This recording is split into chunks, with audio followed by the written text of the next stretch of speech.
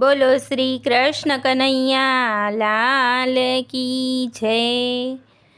કહું રાજા રણછોડની વાર્તા, જ્યારે નાના હતા ત્યારે ગાયો ચારતા।